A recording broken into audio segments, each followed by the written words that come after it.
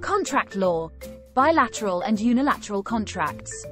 The majority of contracts are bilateral contracts. A bilateral contract is where there is an exchange of promises. Each party is both a promisor and a promisee.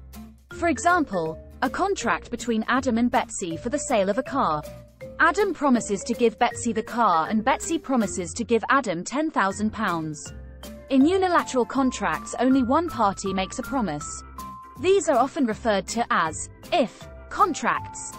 One party makes a promise and sets a condition that needs to be satisfied for the offer to be accepted.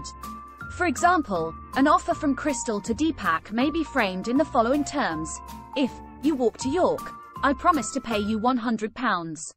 In that situation, Crystal makes a promise based on Deepak satisfying the condition of walking to York. Deepak does not make a corresponding promise to walk to York, but if he does, he would have accepted the contract by performing the condition.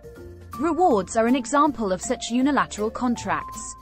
For example, Edwina promises to pay £50 to anyone who finds and returns her lost cat.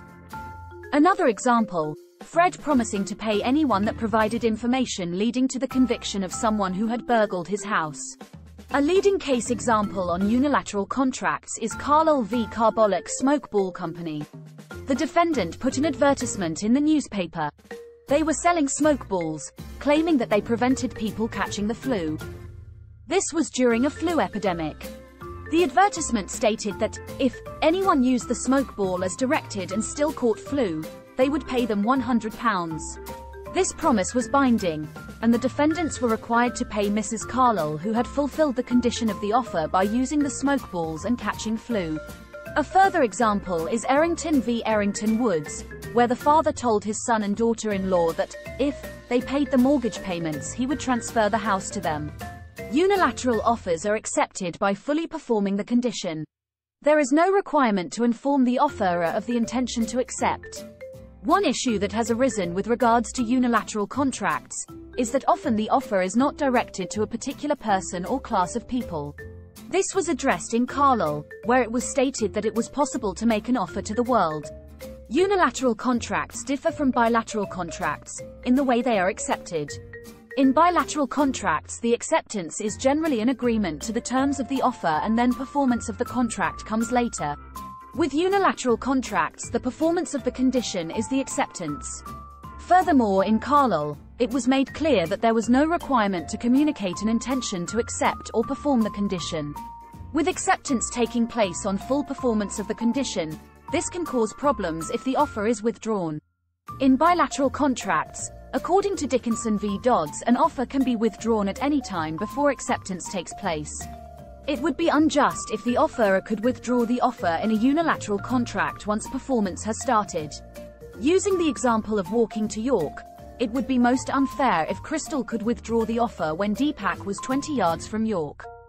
This issue was addressed in Errington v. Errington Woods, where the father-in-law was stopped from withdrawing the offer once the couple had started making payments on the mortgage. In Dahlia v. 4 Millbank, Lord Justice Gough stated in unilateral contracts there was an implied obligation not to prevent the performance of the condition once performance had started.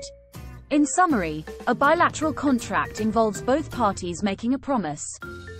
In unilateral contracts, only one party makes a promise. Bilateral contracts are accepted by agreeing to the terms of the offer. Unilateral contracts are accepted by performing the condition of the offer. Offers in bilateral contracts may be withdrawn any time before acceptance takes place. An offer in a unilateral contract may not be withdrawn once performance has commenced. This video is part of a series of videos on contract law from www.e-lawresources.co.uk. Please subscribe to our YouTube channel www.youtube.com/e-lawresources. It's free to do so and will help us to keep providing these videos. Check out our website, which provides lecture outlines and case summaries. See also www.e-lawrevision.org.uk for revision games and quizzes.